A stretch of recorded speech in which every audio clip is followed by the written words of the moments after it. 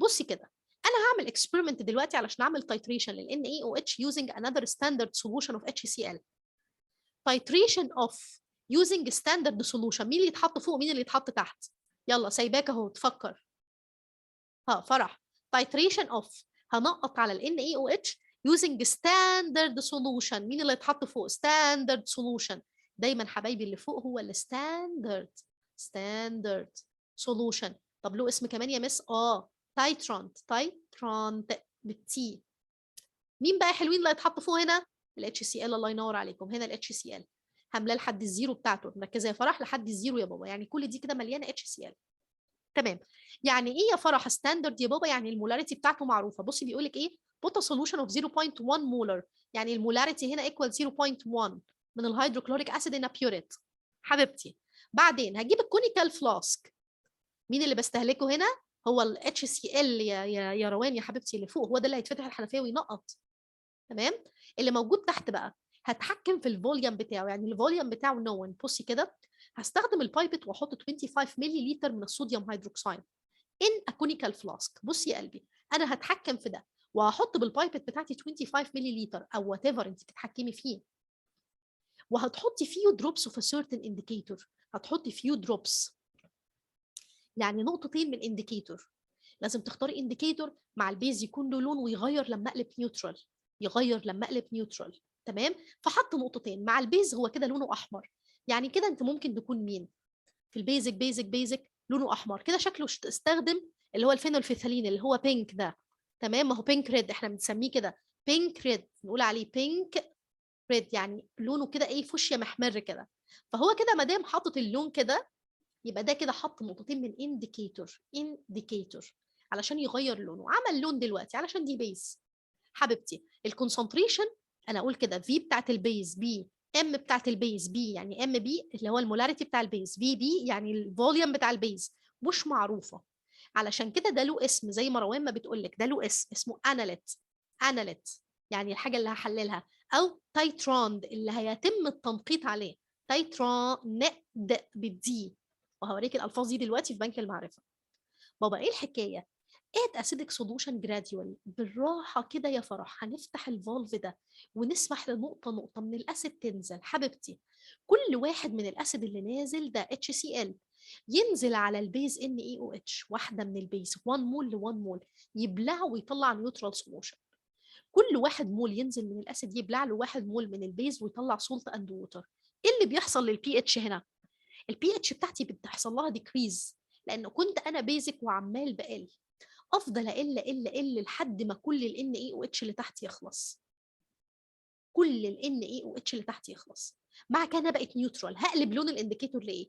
لو انا كنت شغال بحاجه زي الفينولفيثالين ده، هقلب لون الانديكيتور لايه؟ في النيوترال ميديم، الكالرلس. انا خدي بالك بفتح بالتنقيط. يعني ايه تنقيط يا فرح؟ يعني يا بابا بالراحه واقلب، برج كده. هتشوفي دلوقتي في الفيديو بالراحه واقلب. ليه؟ علشان اول ما يغير لونه بوقف على طول.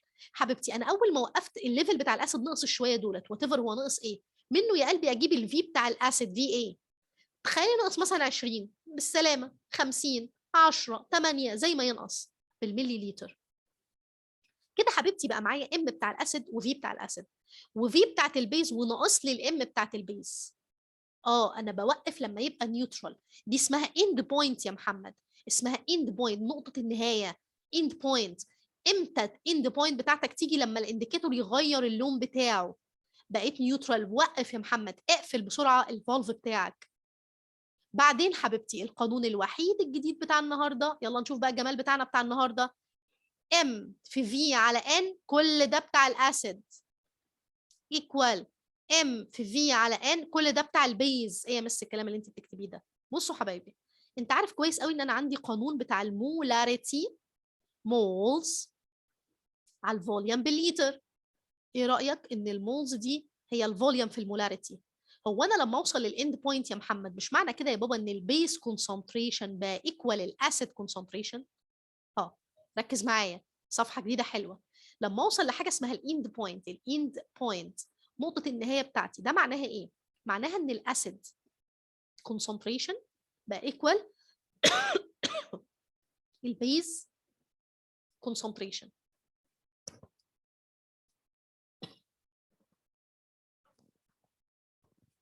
طيب كونسنتريشن وكونسنتريشن، معنى كده بلفظ تاني اقول ان المولز بتاعت الاسيد اصبحت ايكوال المولز بتاعت البيز. تسلمي يا روان يا حبيبتي.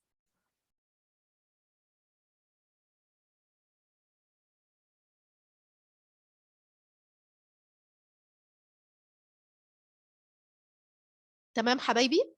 طب لما اقول المولز هنا ايكوال المولز هنا، مش المولز ماس في فوليوم، مولاريتي سوري في فوليوم، والمولز هنا مولاريتي في فوليوم، مع كان المولاريتي بتاعت الاسيد في الفوليوم بتاع الاسيد على النمبر اوف مولز بتاع الاسيد ايكوال المولاريتي بتاعت البيز في الفوليوم بتاع البيز على النمبر اوف مولز بتاعت البيز. دايما بيبقى في حاجه مجهوله، اما دي وكله موجود، او دي او دي او دي واحده بس. تمام. طب امال ايه حكايه النمبر اوف مولز اللي انا حطيتها تحت دي؟ النمبر اوف مولز دي في الحاله بتاعتي بتاع مونو بيزك ومونو بورتك مش مقصره معايا. يعني ايه مش مقصره معايا؟ يعني سهله ما فيهاش مشاكل. تعالوا نبص انواع المسائل علشان اخش انا بقى على نجوى. انا كده خلصت على فكره، انا كام خلصه. انا عاوزه اوريك بقى انواع المسائل بتاعتنا. اول نوع من المسائل ده حبايبي عاوزه اعلمك حاجه.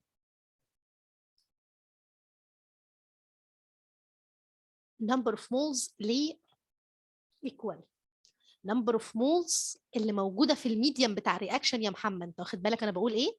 number of moles في اسيد اللي في الميديم equal النمبر اوف moles بتاعت الاسيد اللي في الميديم، البيز اللي في الميديم.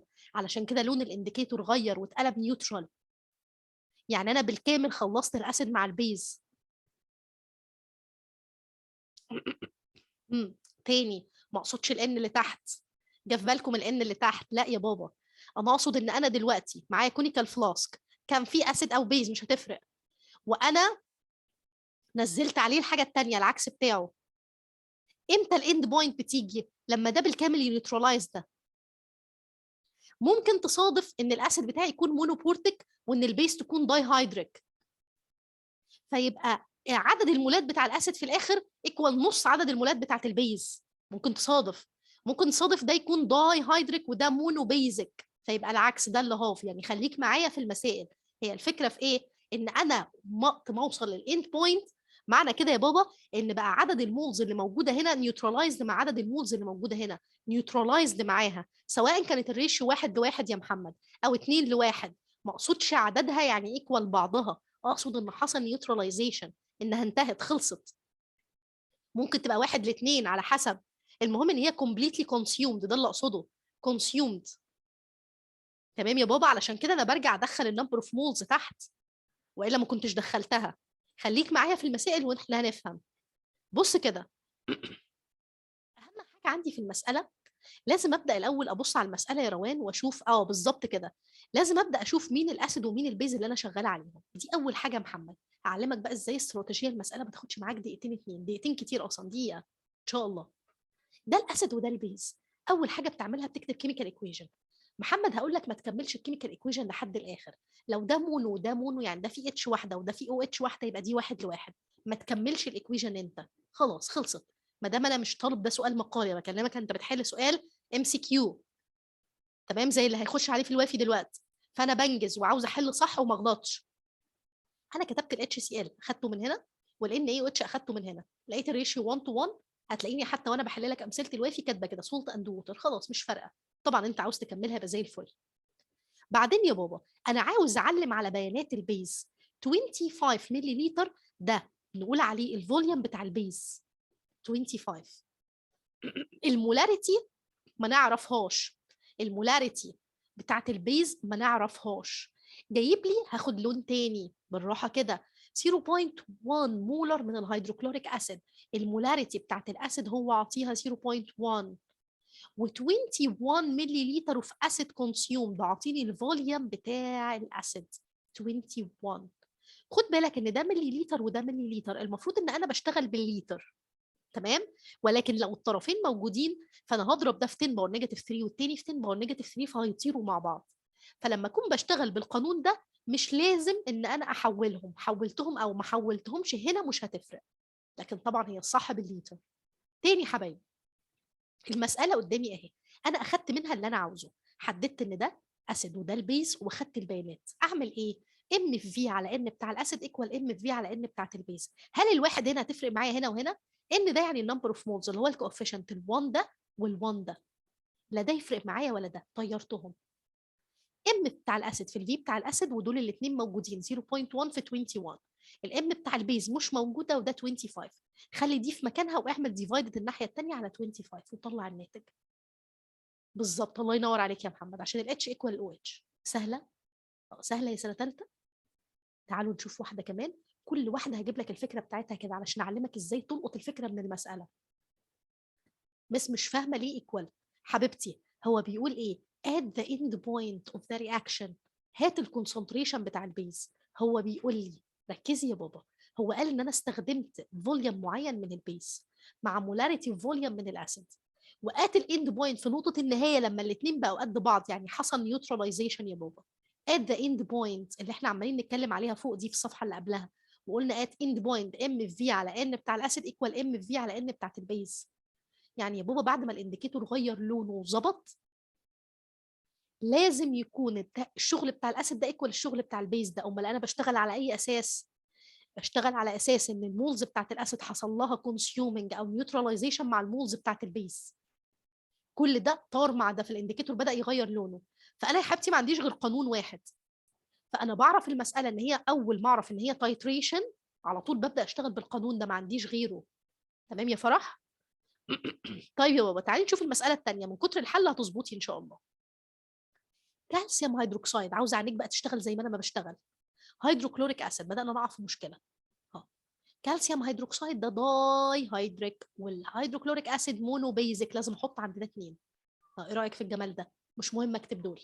تاني، انا اول ما قريت المساله ولقيت كالسيوم هيدروكسيد، انا شاطر بعرف اكتبه الحمد لله، بلس هيدروكلوريك اسيد اتش سي ال، ده داي وده مونو، يبقى دي هتعوز اثنين. ما هو لازم في الاخر يحصل نيوتراليزيشن، يعني لازم 2 او اتش يا فرح ينيوتراليز يا قلبي مع 2 اتش يا حبيبتي. امال اوصل ازاي للاند بوينت؟ ازاي اوصل للاند بوينت؟ قولي لي انت، تقدري توصلي للاند بوينت غير لما يكون ده قد ده؟ بالظبط كده. روان بتقول لي يا مس الشغل على رياكتنس بس، فانا ما فيش داعي حتى اطلع دولت، ما فيش داعي. هو انا كده استوعبت عشان اوصل للاند بوينت يا فرح يبقى دي فيها 2 او اتش حبيبتي، محتاجه 2 اتش، حطيت 2 هنا. وريني جمالك، ام في على ان، كل ده بتاع الاسيد، والاسيد هنا الان بتاعتي ب2 تحت ايكوال ام في على ان بتاعت البيز، والبيز مش محتاج لها حاجه. هو لازم يكون عاطي كل حاجه، والان هنا بتاعت الاسيد دي ايكوال 2، والان بتاعت البيز دي حبايبي ايكوال 1. يبقى ام في على ان ايكوال ام في على ان. شطارتك بقى ان انت تاخدي بياناتك صح. يعني ايه؟ يعني هو بيقول 20 مللي لتر من الكالسيوم هيدروكسيد، يبقى دي الفوليوم بتاعت البيز. يبقى حبيبتي الفوليوم بتاعت البيز دي طلعت قد ايه؟ 20 مللي لتر. يا فرح عشان اطلع 2 ووتر. 0.5 مولر من الهيدروكلوريك اسيد حبيبتي، دي مين؟ دي المولاريتي بتاعت الاسيد. 25 مللي لتر بتاعت الاسيد، يبقى ده الفوليوم يا قلبي بتاع الاسيد. شايفه الاختصارات؟ خلصت يا حبيبتي المساله، خلصت يا هاجر، برافو عليكي. ها فرح تمام كده؟ كل حبايبي الحلوين تمام؟